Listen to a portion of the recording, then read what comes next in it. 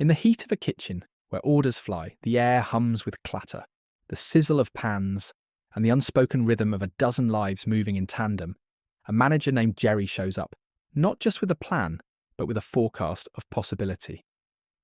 You hear his voice first in the seconds before the rush, steady, warm, almost easy, a smile that travels faster than the ticket printer could ever dream of.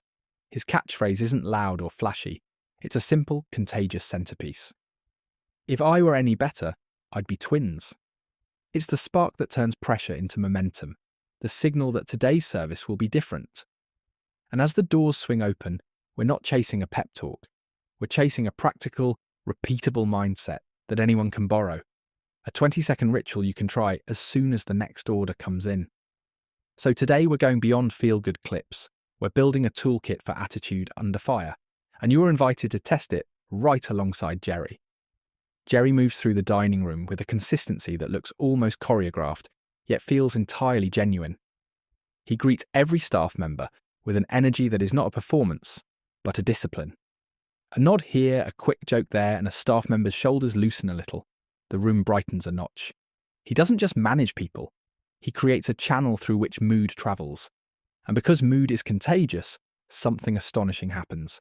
The same spark you see on Jerry's face shows up in the way servers move, in the way diners lean in to listen, in the loyalty stitched into the evening as repeat customers return, recognizing not just good food, but a certain aliveness that makes the service feel effortless.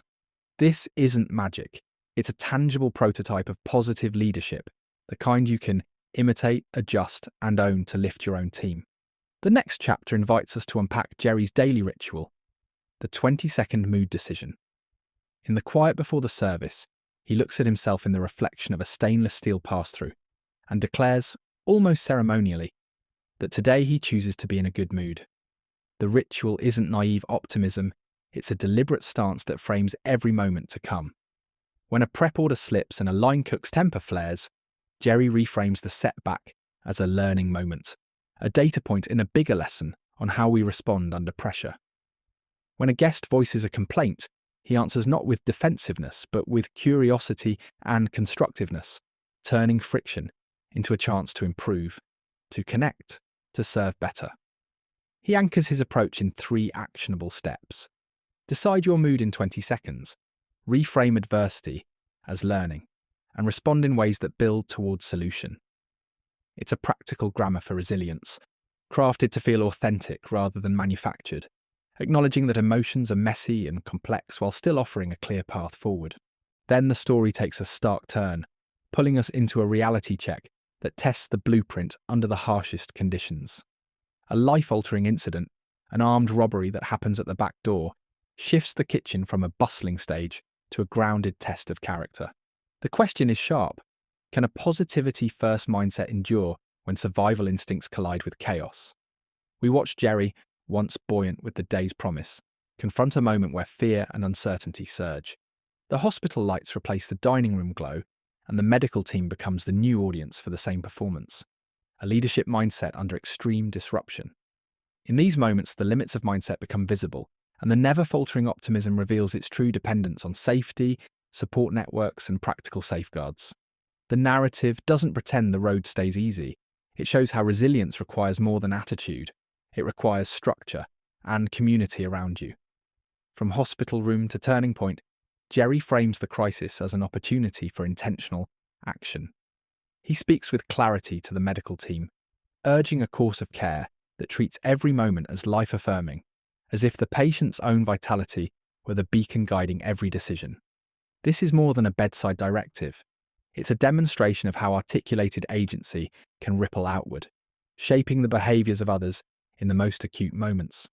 The calm professionalism of the staff, the crisp sequence of interventions, and the shared sense of purpose all trace back to that initial, life-affirming stance. It's optimism that travels through the system, lifting everyone toward the possibility of a better outcome, even when the odds feel daunting. Back on steady ground, the idea that attitude is the only true asset takes centre stage. Jerry argues that while money, skills, and time are valuable, they can be lost or depleted. Attitude, once cultivated, remains a private resource no one can steal. It's the lens that reframes every setback, the engine that keeps momentum when winds shift, the anchor that steadies the crew when the room tilts. The video offers concrete steps to protect and cultivate this asset. Establish routines that reinforce your mood decision. Set boundaries that shield your energy, and build in moments of reflection to keep your perspective sharp. But it's also honest about limits. No mindset is a shield from risk, and resilience grows strongest when paired with practical support and honest self-awareness. The narrative then asks a question about credibility and storytelling. Why trust this tale of attitude, even when the author behind it remains unnamed? We lean into the power of anecdotal framing, the immediacy of a voice you can feel, the texture of a lived moment more than a sourced statistic. The story invites thoughtful engagement. Adopt the mindset, but seek other perspectives. Test the lessons, and bring your own experiences into the practice. It's a call to critical thinking wrapped in a narrative you can relate to, because real change happens when you combine inspiration with scrutiny and action. As we draw toward the close, the message crystallizes. Choose positivity daily, model Jerry's approach, and translate a simple idea into a practical routine. The plan is clear and repeatable. In the morning, make a 60-second mood decision. At lunch, take 2 minutes to reflect on how your mood shaped the morning. When complaints arise, spend 1 minute crafting a constructive response that moves toward resolution. This is not just theory, it's a blueprint you can implement starting today. The invitation is broad and inclusive.